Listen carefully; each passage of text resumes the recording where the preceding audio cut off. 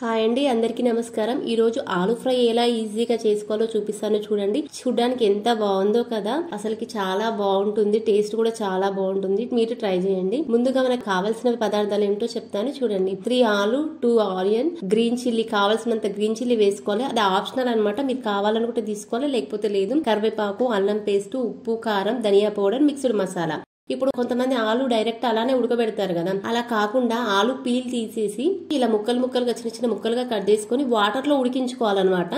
కొంచెం సాల్ట్ వేయాలి. ఇలా ఉడికించుకోవడం వల్ల ఏమవుతుందంటే ఆలు తొందరగా ఉడుకుతుంది, టైం వేస్ట్ కాకుండా. మళ్ళీ ఇది ఇలా ఉడకబెట్టడం వల్ల వాతం అనేది ఉండదన్నమాట. ఇప్పుడు పిల్లలకు పెట్టరు, వాతం అవుతుంది ఆలు అని అంటారు కదా, అలా కాకుండా ఇలా ఉడకబెట్టడం వల్ల ఈ ఆలు అనేది వాతం అనేది ఉండదన్నమాట. ఇలా ట్రై చేయండి, చాలా బాగుంటది.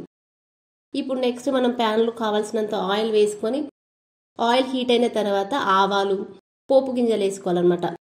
ఆవాలు, జీలకర్ర, కరివేపాకు వేసుకోవాలి.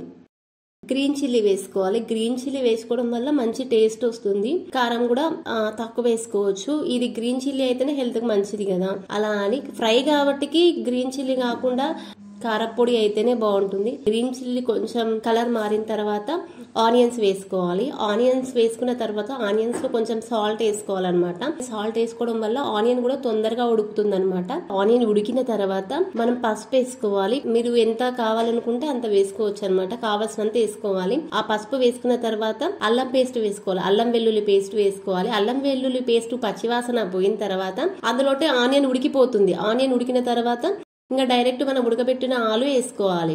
ఆ ఆలు వేసుకొని మనం ఇంకా ఎక్కువసేపు ఉంచాల్సిన అవసరం లేదు.